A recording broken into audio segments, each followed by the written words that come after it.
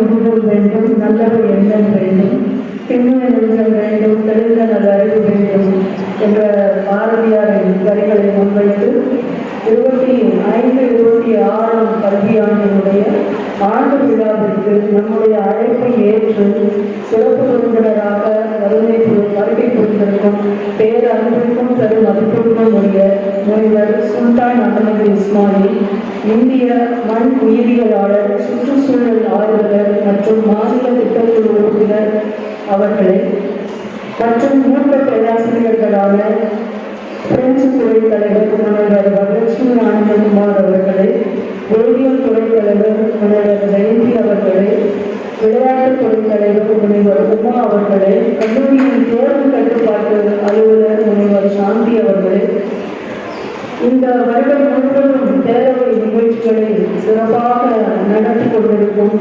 இளைஞர் துறை தலைவர் முனைவர் மாலதி அவர்களை, சுழற்சி 1 மாணவியர் பேரவை தலைவி செல்வி பிரவீனா அவர்களை, சுழற்சி 2 மாணவியர் பேரவை தலைவி செல்வி ஹர்ஷிதா அவர்களை மற்றும் 5 வருகை புரிந்திருக்கும் எனது பேரன்பிற்குரிய துறை தலைவர்களே, பேராசிரியர் பெருமக்களே, கௌரவ விரிவுரையாளர்களே மற்றும் நாங்கள் இங்கு பணிபுரிவதற்கு காரணமாக எங்கள் வாழ்வின் ஆதாரமாக விளங்கும் எனது அருமை மாணவ கண்மணிகளே, உங்கள் அனைவருக்கும் என்னுடைய காலை வணக்கம்.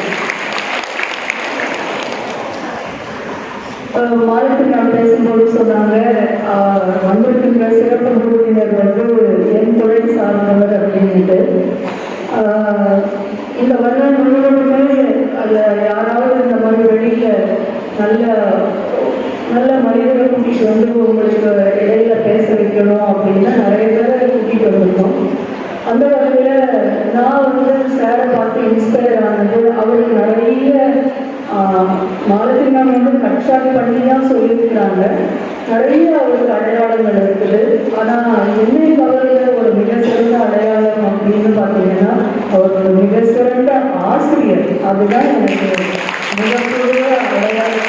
என்ன நான் ஒரு 2-3 இன்ஸ்டியூட்லாம் பார்த்துருக்கேன். அவரை இந்த பணியெல்லாம் அவங்க ஸ்டூடெண்ட்ஸ் எல்லாம் ஆசையாக பேசுறத பார்க்கும்போது எனக்கு ரொம்ப வியப்பா இருக்கும். அந்த வகையில் ஒரு சிறந்த ஆசிரியரை உங்கள் முன்னால இந்த ஆண்டு விழாவிற்கு ஒரு கல்வியாளரை உங்கள் முன் பேச அழைத்திருப்பதற்கு உளமாற ஒரு மகிழ்ச்சி அடைகிறேன். முதற்கும் எங்கள் அழைப்பை ஏற்று அவர் உயிரியல் சார்ந்த துறையாக இருந்தாலும் அழைப்பது நான் என்ற பெருமையில் என்னுடைய அழைப்பை ஏற்று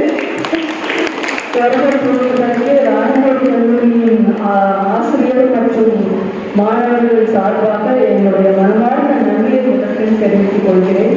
thank you sir, thank you very much. இப்படி வெளியிலிருந்து நான் வாரம் இப்போ கூட சார்பாக பேசிட்டு இருந்தேன். பேசாத நாளே கிடையாது. நாங்கள் பேசி என்ன சொல்றது, போராடி தோற்றதில்லை, போராடாமல் வென்றதில்லைன்ற மாதிரி நாங்கள் பேசி ஜெயிக்கிறோமா இல்லையான்னு எனக்கு தெரியாது. ஆனால் பேசிக்கிட்டே தான் இருக்கும். ஏன்னா அது ஒரு டீச்சரோட டியூட்டி. அது பேசிக்கிட்டே இருக்கிறது டீச்சரோட டியூட்டி. அந்த வகையில் நம்மளே பேசிட்டு இருந்தா சரியா இருக்காது. யாராவது வெளியிலிருந்து பேசும்போது அவங்க சொல்ற ஒரு வார்த்தை, அந்த சொல்ற அந்த ஒரு மொழி உங்கள் வாழ்வை மாற்றுகின்ற தருணமாக இருக்கும் என்ற பேராவலிலும் பேரார்வத்திலும் தான் நான் இந்த மாதிரி கல்வியாளர்களை உங்கள் முன் கொண்டு அறிமுகப்படுத்துகிறேன். அந்த வகையில் ஒரு சிறந்த மனிதர், ஒரு சிறந்த ஆசிரியரை உங்கள் முன் சிறப்பு விருந்தினராக முனைவர் மாலதி அவர்கள் அறிமுகப்படுத்தியது உளமாற மகிழ்ச்சி அடைகிறோம். அப்படிப்பட்ட ஒரு சிறப்பான கல்வியாளர், சிறப்பான ஆசிரியர் முன்னால் இந்த கல்வியாண்டினுடைய நமது கல்லூரியினுடைய ஆண்டறிக்கையை மிக சுருக்கமாக, இதை நான் கட்சாட் பண்ணிட்டு அவருக்கு பேசுறதுக்கு நிறைய டைம் கொடுக்கணும். மிக சுருக்கமாக கல்லூரியினுடைய முத்தாய்ப்பான சாதனைகளை மட்டும் குறிப்பிட்டு இடம் சார்கிறேன். 25-26 கல்வியாண்டிற்கான பெருமைமிகு ராணிமேரி கல்லூரியின் முத்தாய்ப்பான சாதனைகள். 2025 மே மாதம் 26 மற்றும் 27ஆம் தேதிகளில் தேசிய தர மதிப்பீட்டு குழு நம் கல்லூரியை 4வது சுழற்சியில் இணைய வழியில் NAAC அக்ரெடிடேஷன் ஆய்வு நடத்தி நம் கல்லூரிக்கு A+ தர சான்றிதழை வழங்கினோடு தெரிவித்துக் கொள்கிறேன். அது மட்டும் இல்லாமல் தமிழ்நாட்டில் வந்து இப்போ 18 ஆட்டானமஸ் காலேஜஸ் இருக்குது சார். அதில் A+ வாங்க முதல் தன்னாட்சி பெற்ற கல்லூரி ராணிமணி கல்லூரி. கூடுதலாக இந்த நேரத்தில் பதிவு செய்வதில் பெரும் மகிழ்ச்சி அடைகிறேன். மே மாதம் 20ஆம் தேதி உயர்கல்வித்துறை சார்பில் மாண்புமிகு முதலமைச்சர் அவர்களிடம் கொடுத்த கோரிக்கையின் அடிப்படையில் 42 கோடி ரூபாய் மதிப்பில் கட்டப்பட்ட 7 தளம் கொண்ட மாணவியர் விடுதியை தமிழக முதல்வர் அவர்கள் திறந்து வைத்தார்கள். அத்துடன் கல்லூரிக்கான குளிர்சாதன வசதியுடன் கூடிய உள்ளரங்க கட்டிடத்திற்கான அடிக்கலையும் அவர் நாட்டினார். இந்த கட்டிடமானது பாராளுமன்ற மேலவை உறுப்பினர் திரு வில்சன் MP அவர்களுடைய பாராளுமன்ற தொகுதி மேம்பாட்டு நிதியில் கட்டப்பட்டு வருகின்றது. 25-26ஆம் கல்வியாண்டு ஜூன் மாதம் 16ஆம் தேதி கல்லூரி துவங்கியது. ஜூன் 30 முதல் ஒரு வாரத்திற்கு புதிதாக சேர்ந்த முதலாம் ஆண்டு மாணவியர்களுக்கு புதுமுக பயிற்சி வகுப்புகள் நடைபெற்றன. இந்த கல்வியாண்டு தமிழ், ஆங்கிலம், வரலாறு, நிறுவன செயலியல், கணினி மேம்பாடு மற்றும் சமூகவியல் துறைகளில் 2ஆம் சுழற்சி வகுப்புகள் துவங்கப்பட்டன. ஜூலை 14ஆம் தேதி கல்லூரியின் 111வது பிறந்த நாள் வெகு விமர்சையாக கொண்டாடப்பட்டது. ஜூலை மாதம் 18ஆம் தேதி மாணவர் பேரவை தேர்தல் நடைபெற்று புதிய உறுப்பினர்கள் தேர்ந்தெடுக்கப்பட்டனர். 21ஆம் தேதி கல்லூரியின் 105வது பட்டமளிப்பு விழா கல்வி அமைச்சர் அவர்களின் தலைமையில் நடைபெற்றது. இவ்விழாவில் கல்லூரி கல்வி ஆணையர் அவர்களும் கலந்து கொண்டார்கள். மேலும் 22-23ஆம் கல்வியாண்டில் பயின்ற மாணவியர்களுக்கு 2026 பிப்ரவரி 27ஆம் தேதி நடைபெற்ற 106வது பட்டமளிப்பு விழாவில் நாடாளுமன்ற உறுப்பினர் திரு வில்சன் அவர்களும் மயிலாப்பூர் தொகுதி MLA திரு வேலு அவர்களும் கலந்து கொண்டு மாணவியருக்கு பட்டம் வழங்கி சிறப்பித்தார்கள். ஆகஸ்ட் மாதம் 5ஆம் தேதி முனைவர் அருள் காமராஜ் உதவி பேராசிரியர் சமூக பணித்துறை லயோலா கல்லூரி அவர்கள் தலைமையில் நடைபெற்ற மாணவர் பேரவை துவக்க விழாவில் புதிதாக தேர்ந்தெடுக்கப்பட்ட பேரவை உறுப்பினர்கள் பொறுப்பேற்றனர். மேலும் புதிய பேரவை உறுப்பினர்களுக்கு தலைமை பண்புகளை மேம்படுத்தும் வகையில் பயிற்சி கட்டளை ஆகஸ்ட் 20 செய்யப்பட்டது. இதில் முனைவர் சசிகலா ஓவியத் துறை பேராசிரியர், சென்னை பல்கலைக்கழகம் மற்றும் முனைவர் மரியப்பட்டி ஸ்ரீனிவாசன் ஆங்கிலத்துறை தலைவர் அவர்களும் மாணவர்களிடையே உரையாற்றினர்.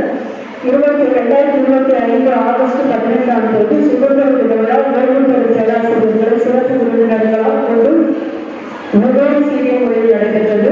செப்டம்பர் மாதம் 4ஆம் தேதி நம் கல்லூரியில் ஆசிரியர் தின விழா மாணவிகளால் கொண்டாடப்பட்டது. 12ஆம் தேதி கல்லூரியில் ஆங்கில நாடகம் 2 நாட்கள் நடைபெற்றது. 24-26ஆம் தேதி வரை தமிழக அரசு ஏற்பாடு செய்த கல்லூரி கலை திருவிழா வெகு சிறப்பாக விளையாட்டுத்துறை தலைவர் அவர்களுடைய முன்னெடுப்போடு நடைபெற்றது. டிசம்பர் 19ஆம் தேதி கல்லூரி விளையாட்டு விழா இங்கே நடைபெற்றது. பொங்கல் பண்டிகை ஜனவரி 9ஆம் தேதி துறைகளுக்கு இடையான போட்டியுடன் வெகு சிறப்பாக நடைபெற்று மனவியல் துறை முதல் பரிசை தட்டி சென்றது. குடியரசு தின விழா அணிவகுப்பில் நடைபெற்ற நடன போட்டியில் நமது கல்லூரி மாணவியர் தொடர்ந்து 10வது முறையாக பரிசு பெற்று ராணிமணி கல்லூரிக்கு ஒரு மிகப்பெரிய அங்கீகாரத்தை வழங்கியுள்ளனர். அதற்கு அழகாக பாடுபட்ட விளையாட்டுத்துறை தலைவர் முனைவர் உமா அவர்களுக்கு இந்த நேரத்தில் நமது நன்றியை தெரிவித்துக் கொள்கிறோம். நமது கல்லூரியில் பயிலும் பார்வை திறன்குறைந்த மாணவர்களுக்கு முன்கலை விழா பிப்ரவரி 4 அன்று வெகு சிறப்பாக நடைபெற்றது. கல்லூரியின் முன்கலை விழா பிப்ரவரி 6 மற்றும் 7ஆம் தேதி நடைபெற்றது. இதில் சிறப்பு விருந்தினர்களாக கல்லூரியின் முன்னாள் மாணவி திருமதி சுபாஷினி மணிரத்னம், இயக்குனர் பி. வாசு, பத்மஸ்ரீ ஸ்ரீ வேலு ஆசான், திருமதி சுஜாதா அருண்கோபால் மற்றும் செல்வி அஸ்வினி பாலகிருஷ்ணன் ஆகியோர் கலந்து கொண்டு மாணவியர்களை ஊக்கப்படுத்தினர். மாண்புமிகு முதலமைச்சர் அவர்களின் உலகம் சுவர் கல்வி என்ற திட்டத்தின் மூலம் 2ஆம் மற்றும் 3ஆம் ஆண்டு மாணவியர்களுக்கு விலையில்லா மடிக்கணினி வழங்கப்பட்டது. மாண்புமிகு முதலமைச்சரின் கனவு திட்டமான நான் தொடங்கும் திட்டம் வெற்றிகரமாக செயல்படுத்தப்பட்டு மாணவிகள் பெரும் அளவில் பயனடைந்து வருகின்றார்கள். இந்த ஆண்டுக்கான பெற்றோர் ஆசிரியர் கழக கூட்டம் பிப்ரவரி 13ஆம் தேதியும், முன்னாள் ஆசிரியர் மற்றும் மாணவியர் சங்க கூட்டம் பிப்ரவரி 14ஆம் தேதியில் நடைபெற்றது.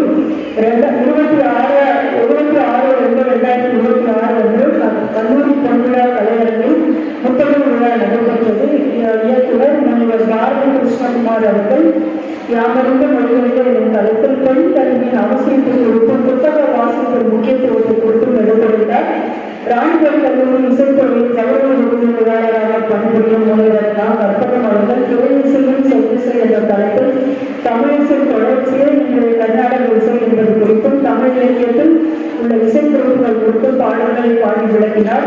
நாடகம் மற்றும் அரங்க கலைத்துறை இதழியல் மற்றும் புதிய ஊடகப்பள்ளியில் சென்னை தமிழ்நாடு திறந்தநிலை பல்கலைக்கழகத்தில் உதவி பேராசிரியராக பணிபுரியும் முனைவர் கார்த்திகேயன் அவர்கள் தமிழ் நாடக வரலாறு என்ற தலைப்பில் மாணவர்களோடு உரையாடினார். புத்தக விழாவில் 3 ஆய்வாளர் வெளியீட்டு விழாவும் இணைந்து சிறப்பாக நடைபெற்றது. இலக்கிய நாளின் படைப்புகள் அயலக தமிழ் என்னும் 2-3 ஆய்வு மலரை சிறப்பு விருந்தினர்கள் வெளியிட முதல்வர் மகேஸ்வரி அவர்கள் பெற்றுக்கொண்டார். உளவியல் துறையில் பேர்ட்ஸ் ஆஃப் ஃபீமேல்ஸ் காலேஜ் என்ற புத்தகத்தை முனைவர் மாலத்தி மற்றும் செல்வி ரம்யாஸ்ரீ எழுதியுள்ளார்கள். இந்த நூலை கல்லூரி முதல்வர் வெளியிட்டார். வரலாற்று துறையில் முனைவர் ரசிகா பல்வின் எழுதிய நூல் 2026ஆம் ஆண்டு நூல்களின் உலக புத்தக கண்காட்சியில் நூல்களின் வேர்ல்டு புக் ஃபேர் கண்காட்சியில் வைக்கப்பட்டது. இது இந்தியாவின் மிகப்பெரிய சர்வதேச புத்தக கண்காட்சிகளில் ஒன்றாகும். முனைவர் ரஷ்யா பல்வின் அவர்களுடைய 6வது நூல் my inspiring women in history 2026 March 11ஆம் தேதி அன்று பெண்கள் தின விழாவில் வெளியிடப்பட்டது.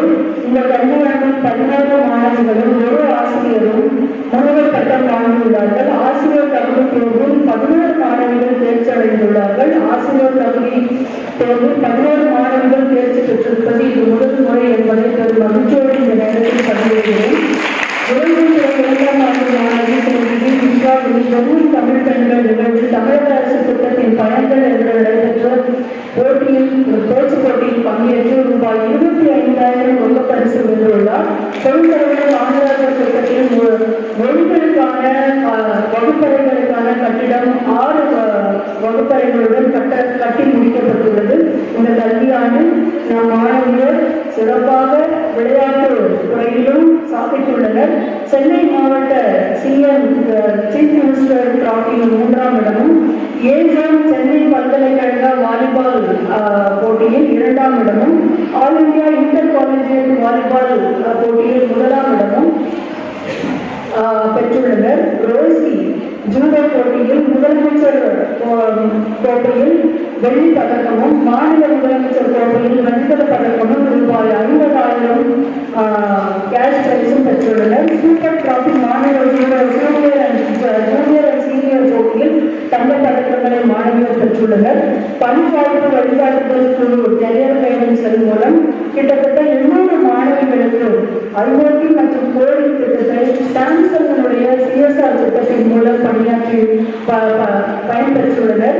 மேலும் சுமார் 20 லட்சம் ரூபாய் மதிப்புள்ள IoT கிட்டுகள் மற்றும் 50 சாம்சங் மொபைல் போன்கள் சாம்சங்கினுடைய CSR திட்டத்தில் கல்லூரியில் பெற்றுள்ளோம் என்ற நேரத்தில் இந்த நேரத்தில் மகிழ்வோடு தெரிவித்துக் கொள்கிறேன். Carrier guidance coordinators doctor Girija, doctor Aruna அவர்களுக்கு மனமார்ந்த நன்றிகள்.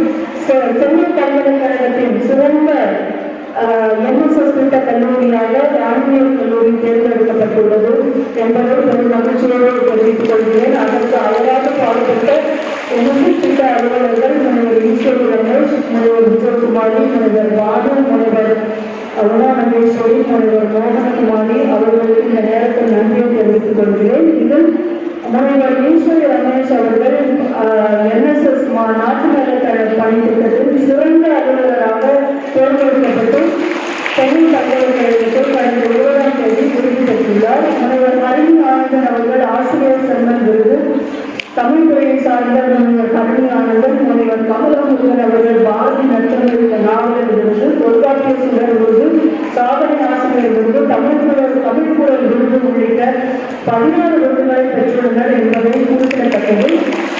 மேலும் தமிழ்நாடு விளையாட்டு மேம்பாட்டு ஆணையத்தின் நிதி உதவியுடன் நம் கல்லூரியில் சீரமைக்கப்பட்ட kabaddi coach, volleyball coach, kho kho coach ஆகியவரை மார்ச் மாதம் 9ஆம் தேதி தமிழ்நாடு விளையாட்டு மேம்பாட்டு ஆணையத்தினுடைய தலைமை அதிகாரி மற்றும் நிர்வாக அலுவலர் திரு மேக்நாத் ரெட்டி IAS அவர்கள் தலைமையில் திறந்து வைக்கும் மாணவர்கள் பயன்பாட்டு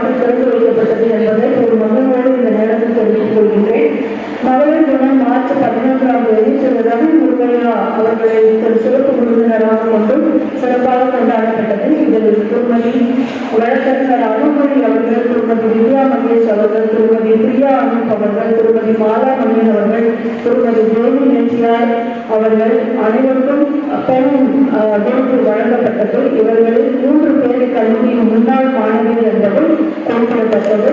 அதாவது முத்தாய்ப்பாக இந்த கல்லூரியின் ஆண்டு விழாவானது இன்று வெகு சிறப்பாக நடந்தேறிக் கொண்டிருக்கின்றது. இவ்வாறாக கல்லூரியினுடைய முத்தாய்ப்பான சாதனைகள் கிட்டத்தட்ட ஒரு 60 பக்கம் இருக்கும். அதை எடிட் பண்ணி இப்ப நாங்கள் குறிப்பிடத்தக்க சாதனைகளை மட்டும் ராணிமேரி கல்லூரியில் இன்று சிறப்பு விருந்தினர் முன்னிலையில் வாசிப்பதில் இடமாற முதல்வர் இருக்கிற வழியில் பெரும் மகிழ்ச்சி அடைகிறேன்.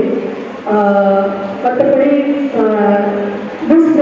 இந்த program is meant to for final year UG and PG students. உங்களுக்கு அசம்பிளியில் சொல்லாத எதையும் நான் இங்கே சொல்ல போகிறது கிடையாது. ஏன்னா நானே பேசிட்டு தான் நீங்கள் போர்டு அடிச்சிருக்கீங்க. சார் நான் சார்கிட்ட சொல்லும்போது சார் ஃபைனல் இயர் ஸ்டூடெண்ட்ஸ் அவங்கள கொஞ்சம் மோட்டிவேட் பண்ணுற மாதிரி, மெயினாக அவங்க டிஸ்ட்ராக்ஷன்லேருந்து வெளியே வர மாதிரி அவங்க கொஞ்சம் பேசுங்க சார் அப்படின்னு நேற்று ஸ்டூடெண்ட்ஸ் குரூப்பில் தான் போட்டிருக்கேன். சார் நீங்கள் இப்போ நல்லா பேசுனீங்க அப்படின்னு ஸ்டூடெண்ட்ஸ் குரூப்பில் யாரும் மிஸ் பண்ணக்கூடாது அப்படின்னு போட்டிருக்கேன். கண்டிப்பாக அவரோட ஸ்பீச்சில் இருந்து உங்களுடைய வெளியே போகும்போது கண்டிப்பாக ஒரு டேக்அவே பாயிண்ட், உங்கள் வாழ்க்கையை மாற்றக்கூடிய ஒரு டேக்அவே பாயிண்ட் இருக்கும். ஒரே ஒரு செய்தி முடிக்கலாமா சார்? டைம் எடுக்கலாமா? ஒன்றும் இல்லை, இது நீங்கள் கேள்விப்பட்டிருக்கீங்க. ஆனால் இது ஒரு 10 நாளில் எனக்கு ரொம்ப ஒரு யோசிச்சுட்டே இருக்கேன். அதை ஒரு 10 நாளுக்கு முன்னாடி விவேகானந்த வில்லம் போயிருந்தேன். எத்தனை பேர் அதை போயிருக்கீங்க? கை கொடுக்குங்க பார்ப்போம். விவேகானந்த வில்லம் எத்தனை பேர் போயிருக்கீங்க? இதுதான்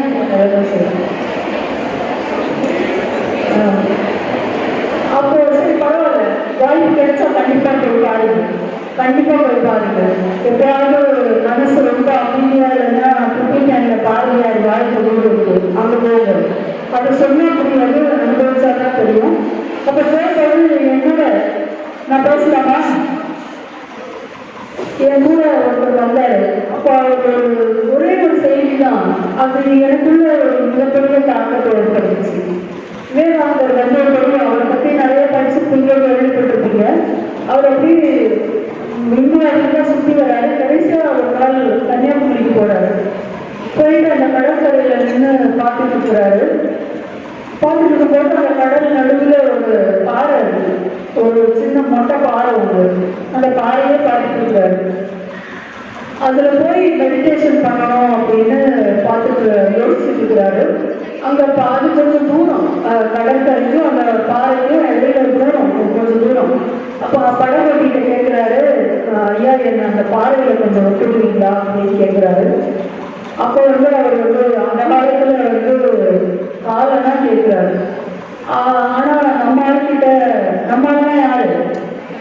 விவேகானந்தர். அவர்கிட்ட காசு கிடையாது. ஏன்னா அவர் அந்த காலத்து சாமியார், அதனால அவர்கிட்ட காசு கிடையாது. அவர் காசு இல்லைன்னா கொண்டு போய் விட முடியாது அப்படின்னு அந்த படகோட்டி சொல்றாரு. அப்புறம் பார்த்தாரு, நீ வேணா கடல்ல குதிச்சு போறேன் அப்படிங்கிறாரு. அவர் உண்மைக்குமே கடல்ல குதிச்சு நீந்துறாரு. ஒரு 1 மணி நேரம் நீந்தி போய் அந்த பாறையில உட்கார்ந்து மெடிடேஷன் பண்றாரு. ஸ்லோவா அந்த நியூஸ் எல்லாருக்கும் பரவுது. ஒரு இளம் குழந்தை அந்த மொட்டைப்பாறையில உட்கார்ந்து தியானம் பண்ணிட்டு இருக்கிறாருன்னு ஸ்லோவா அந்த நியூஸ் எல்லாருக்கும் பரவி அவருக்கு ஒரு மிகப்பெரிய ரசிகர் பட்டாளமே அங்க உருவாகும். அப்படி இருந்த ஒரு மொட்டைப்பாறைய இன்னைக்கு விவேகானந்தர் பாறைன்னு சொல்ற அளவுக்கு வரலாற்றில் அவர் மாற்றி இருக்கிறாரு. அவரோட முழுக்க மேல வச்சிருக்காரு அப்படின்றதுதான் அந்த செய்தி. நீங்க இன்னைக்கு கல்லூரி முடிச்சு வெளியே போறீங்க, ஒர்க் பண்ண போவீங்க, மேல படிக்க போவீங்க, இல்ல கல்யாணம் பண்ணிட்டு போவீங்க. என்ன போனாலும் உங்க இருப்பை மற்றவங்க உணரணும். அதுதான் வாழ்க்கையினுடைய லட்சியமா இருக்கணும். நீங்க இல்லாத வெறுமை அவர்களால் உணரப்பட வேண்டும். அவர்களுக்கு அது உறுத்தலாக இருக்க வேண்டும். அதற்கு பெரிதும் துணையாக இருப்பது கல்வியும் நாங்கள் இங்கு கற்றுக் கொடுக்கின்ற ஒழுக்க சிந்தனைகளும் வாழ்வியல் அறங்களும் உங்களுக்கு எப்பவும் துணையாக இருக்கும். வாழ்வியல் அறங்களையும் நீங்கள் நாங்கள் கற்றுக் கொடுக்கின்ற ஒழுக்க சிந்தனைகளையும் கையில் பிடித்துக் கொண்டு வாழ்க்கையினுடைய பிறகு எவ்வளவாக இருந்தாலும் சரி, வாழ்க்கையில் வெற்றியடைய ராணிமேரி கல்லூரியின் முதல்வர் என்கிற முறையில் என்னுடைய மனமார்ந்த வாழ்த்துக்களையும் ஆசீர்வாதங்களை தெரிவித்துக் கொண்டு வாய்ப்புக்கு நன்றி கூறுகிறேன். நன்றி.